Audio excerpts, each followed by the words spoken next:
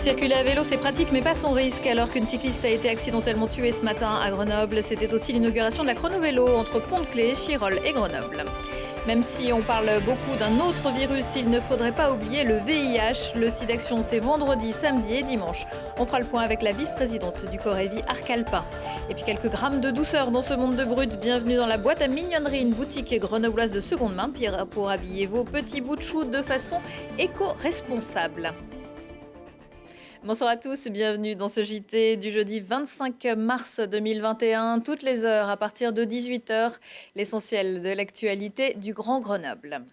C'est un dramatique accident qui s'est produit ce jeudi matin aux alentours de 7h30 à Grenoble, à l'angle du boulevard Foch et du cours Jean Jaurès, au niveau de la pharmacie et des boulevards. Une cycliste de 39 ans qui se rendait à son travail est décédée après avoir été percutée par un camion-ben, vraisemblablement au niveau du guidon, par le véhicule qui l'a doublée et prenait la même direction qu'elle. La victime qui a chuté avant de passer sous les roues du poids lourd est sans doute décédée sur le coup. Le 26 mars 2013, devant le polygone scientifique, un accident du même type avait déjà eu lieu. Un camion de chantier avait mortellement blessé une cycliste qui se trouvait dans son angle mort. Parce que c'est difficilement concevable de partir travailler le matin à vélo pour ne jamais revenir à la maison, pour que le partage de la route soit moins périlleux, sécuriser et faciliter les déplacements à vélo, la métropole de Grenoble s'est associée aux communes et à l'État pour créer les chrono-vélos. Lancé en 2017, le réseau sera composé à terme de 4 axes totalisant 44 km de liaisons cyclables, avec des arrêts permettant de regonfler ses pneus ou de faire une petite pause sur le trajet. La voie de 7 km qui relie Pont-de-Claix et Chirolles-Grenoble était officiellement inaugurée cet après-midi. Les différents protagonistes sont bien évidemment revenus sur l'accident de ce matin. Beaucoup d'émotions, une forme de colère aussi. Voilà, de voir aujourd'hui une femme tout simplement perdre la vie dans ses déplacements, son déplacement du quotidien. Pour moi, ça me renverse et ça me fait mal.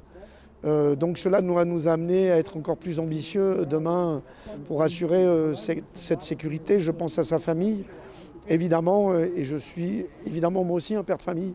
Et je peux mesurer ce que ça peut être, évidemment, ces moments d'une grande douleur. Le réseau chrono-vélo, ce sont des axes structurants. Ce sont des axes où nous mettons des moyens importants, effectivement, pour améliorer la sécurité. Comment ? Parce que ce sont des axes qui sont plus larges. Ce sont des axes sur lesquels il y a des investissements qui sont faits au niveau des carrefours, des croisements, des bordures, pour éviter au maximum que les cyclistes soient en danger vis-à-vis des conflits d'autres usagers, notamment des usagers de la route, mais pas que. Le but, c'est d'amener encore plus de gens à se mettre au vélo. Aujourd'hui, rouler en vélo en milieu urbain, ça peut faire peur à certaines personnes. Et du coup, c'est amener tous ces publics-là, les familles, les personnes âgées, les gens qui n'osent pas prendre le vélo en ville. Et c'est ça l'essence même des chrono-vélos, c'est la sécurité et des itinéraires qui soient tout simplement très bien fléchés, très bien identifiés. Les axes chrono-vélo et les pistes cyclables dans l'agglo à retrouver sur le site Métro Mobilité. Après avoir accueilli un vaste centre de test Covid en décembre, c'est donc bien Alpexpo qui devrait servir de base au vaccinodrome grenoblois. Laurent Wauquiez, le président de la région Auvergne-Rhône-Alpes, qui gère le site, l'a annoncé cet après-midi. Le lieu a été choisi parce que plus accessible et plus pratique en termes de stationnement. Le Stade des Alpes et le Palais des Sports étaient également sur les rangs. Ce centre de vaccination géant pourrait ouvrir début avril, soit dès la semaine prochaine. Des tests salivaires seront pratiqués jeudi prochain à l'école Jean Racine de Grenoble. L'école actuellement fermée après la découverte de plusieurs cas et cas contacts chez les enseignants doit rouvrir mardi. Plusieurs parents auraient déjà fait de leur côté des tests qui pour certains se seraient révélés positifs. Une médiatrice sera présente ce vendredi devant l'école pour permettre aux familles de remplir le formulaire d'autorisation parentale. Une info qui concerne d'autres moyens de transport, les remontées mécaniques dans les stations de sport d'hiver à l'arrêt cette saison. Le dispositif d'indemnisation vient d'être officialisé par le gouvernement français qui attendait l'accord de l'Europe. Tous les exploitants, y compris les régies, seront soutenus à hauteur de 49% du chiffre d'affaires réalisé avant la crise sur une moyenne des exercices 2017 à 2019. Selon Domaine skiable de France, 17 adhérents en très grande difficulté et au bord de cessation de paiement seront prioritaires. 7 salariés de la société Airwood Concept au chômage technique après un violent incendie la nuit dernière dans les locaux de l'entreprise Ecobox Drevet dans le quartier de la Patinière à Voiron. Plus de 70 pompiers et 14 véhicules sont intervenus à partir de 3 heures du matin, mais le feu a quand même détruit 1200 mètres carrés de surface sur 2700. Cette ancienne friche gérée par le Pays Voironnais avait été inaugurée il y a 2 ans seulement. Une quinzaine d'entreprises y travaillent ou déposent du matériel. On ne connaît pas pour l'instant les causes du sinistre. C'est le recycle de la vie. Bébé s'apprête à pointer le bout de son nez, mais comme ça grandit vite, ces petites bêtes-là, autant l'habiller avec des vêtements de seconde main. Deux Grenobloises ont pensé à tous ceux et celles qui ne supportent pas de fouiner, de fouiller, d'aller dans les vides-greniers ou sur les sites internet spécialisés et ont ouvert une boutique qui donne envie d'avoir des bébés habillés aussi classe que leurs parents. Laurie Baillet. Inès et Elodie, ces deux mamans grenobloises passionnées de mode et de déco, œuvrent pour une consommation responsable et éthique, consommer moins et mieux. Elles lancent en 2020 la boîte à mignonnerie, cette boutique de seconde main pour enfants qui propose une sélection de vêtements et d'accessoires top qualité. Les personnes un petit peu qui viennent à la boutique, des fois qui ne connaissent pas forcément la boîte à mignonnerie, sont un petit peu surprises et disent mais... En fait, c'est du neuf, c'est pas du neuf. Ils sont assez surpris par la qualité des vêtements. Et c'est notre choix justement pour un petit peu changer cet état d'esprit de friperie, des fois un petit peu péjorative, où tout est froissé, faut fouiller, c'est pas forcément mis en valeur. Et ça peut aller du kiabi, qui est du coup de base pas très très cher, à par contre du jacadi, du petit bateau. On a beaucoup de petits bateaux parce qu'on adore cette marque. On va dire les premiers prix c'est 1,50 € voire 2 et jusqu'à le maximum ça peut être 30 à 40 € par article. Au cœur de ce concept store éphémère implanté pour quelques semaines ici à la Verrières-sur-Cour, des vêtements de 0 à 10 ans, des chaussures, jouets, livres, bijoux et articles de créateurs français. Mais les deux mamans sont toujours à la recherche de mignonnerie. Les personnes peuvent venir ici pour déposer leurs vêtements. Nous, on prend quelques jours en général pour faire un tri, parce que des fois, on a beaucoup. Voilà, on nous apporte des cartons entiers à trier. Donc, nous, on fait notre tri un petit peu de notre côté. On propose une fiche achat. Et puis, on propose également de majorer cette somme si ça a redépensé en boutique pour justement que la boucle continue. Et puis sinon, les personnes, c'est un achat comptant, c'est pas un dépôt-vente. Inès et Elodie alimentent régulièrement leur site internet et recherchent activement leur propre local pour installer durablement la boîte à mignonnerie au cœur de Grenoble. Et attention justement, cette jolie boîte s'apprête à changer de quartier, installée dans la Verrières-sur-Cour, boulevard Gambetta. Elle devrait déménager près du couvent Sainte-Cécile, dans le quartier des Antiquaires, début avril. SIDA, le combat continue. Chaque année depuis 1994, le SIDAction collecte des dons pour financer la recherche et aider les malades. La prochaine édition du SIDAction aura lieu du 26 au 28 mars. Pour en parler et faire le point sur ce virus, j'accueille la vice-présidente du Corévi Arc-Alpin, Sylvie van der Schild. Bonsoir. Bonsoir. Van der Schild, c'est bien aussi. Pardon, ça va, j'ai l'habitude, il n'y a pas de problème. Vous êtes également coordinatrice à SIDA Info Service. Tout à fait. Est-ce qu'on peut dire que la pandémie de Covid-19 a eu des conséquences sur la lutte contre le virus du sida ? Absolument, elle en a eu de grandes, en fait, puisqu'on a estimé, à l'occasion d'un congrès qui a eu lieu en octobre l'année dernière, organisé par la Société française de lutte contre le sida, à 50% de tests de dépistage en moins de ce qui était attendu, qui n'ont pu donc être réalisés à l'occasion... de fait, parce que c'était le premier confinement. Donc oui, beaucoup de conséquences en termes donc de retard au dépistage. On s'en est inquiété déjà en 2020.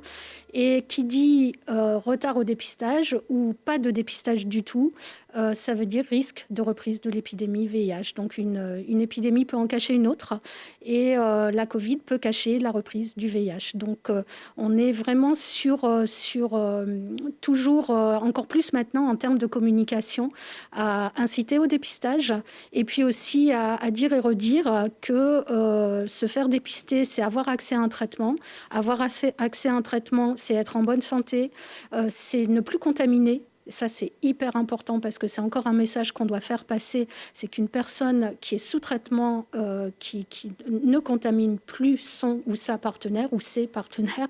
Donc voilà, donc on a à faire passer encore et toujours, et plus que jamais en ce moment, ces messages-là. Et le message du SIDAction, c'est la lutte contre le sida ne peut pas attendre. En effet, ça ne peut pas attendre. Est-ce que la Covid-19 a également eu des conséquences sur les soins, sur les traitements des personnes séropositives ou... Alors, sur les traitements, au moment où il y a eu le confinement et puis après, il y a des visites qui n'ont pas pu avoir lieu, mais des prescriptions d'ordonnances qui ont pu se faire et des consultations qui ont eu lieu en visio. Donc, de ce côté-là, ça a été plutôt bien suivi. Par contre, ce qu'on a pu constater, c'est que les mises sous PrEP, les PrEP, sont des traitements qu'on donne avant l'exposition au VIH pour éviter justement... C'est quand il y a eu un risque, Non, ça, c'est le traitement post-exposition. Moi, je vous parle d'une méthode de prévention qui est qu'en prenant une PrEP, donc c'est un antirétroviral tous les matins, une personne peut s'exposer et ne pas être contaminée. En tout cas, c'est une des méthodes de prévention qui s'est ajoutée au panel de toutes les autres, le préservatif, les préservatifs masculin, féminin, interne, externe. C'est vrai que maintenant on dit plutôt interne, externe. Donc la PrEP n'a pas pu être initiée pour un grand nombre de personnes. Et là encore, qui dit prévention en moins, risque de contamination supplémentaire. Des chercheurs ont réussi à créer un vaccin contre le Covid en 1 an. Est-ce que vous ne vous dites pas que ça serait bien de s'y mettre aussi pour le sida ? Ah, mais pour le sida, on s'y met depuis hyper longtemps, mais on n'est pas du tout dans le même contexte, on n'est pas du tout sur le même virus. Il y a un essai vaccinal qui a démarré en France en février-mars, dont on attend, mais c'est encore un essai de phase 1, donc c'est les tout débuts, mais c'est très complexe ce virus du sida, ce VIH, parce que il est complexe déjà, et puis qu'il mute, et puis voilà. Donc on ne peut pas comparer les deux en fait. On n'est pas du tout sur les mêmes types de virus. Alors, puisque l'on parle de vaccin, est-ce qu'il faut se faire vacciner contre la Covid-19 quand on est séropositif ? Alors, on peut le faire, bien sûr. Il n'y a pas de contre-indication.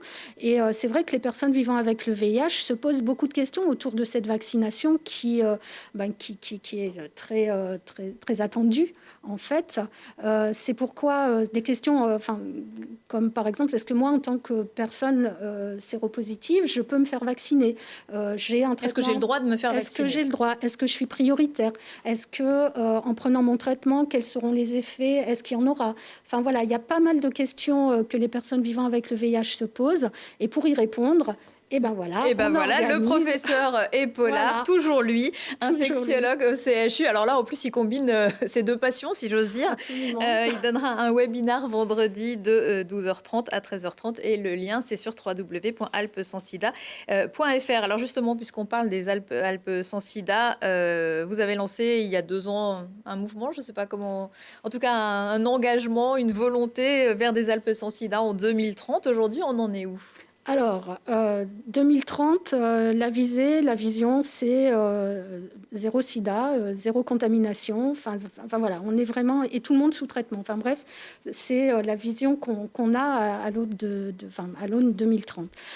À ce jour, là, on est forcément un petit peu freiné dans notre élan. Ceci étant, on est toujours dans une volonté forte d'atteindre cet objectif-là. Et on sait que, la partie thérapeutique, on l'a. C'est ce qu'on s'était déjà dit il y a 2 ans et demi. Il y a 2 ans et demi, à l'occasion d'un 1er décembre. La partie droits humains, on est encore loin. Il y a encore et toujours de la discrimination.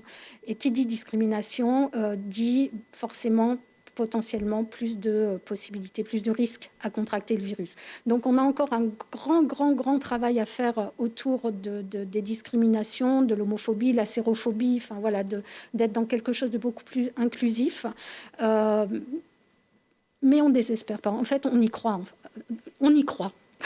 Les jeunes aujourd'hui, est-ce qu'ils font attention ? Ils y pensent au sida, au préservatif ?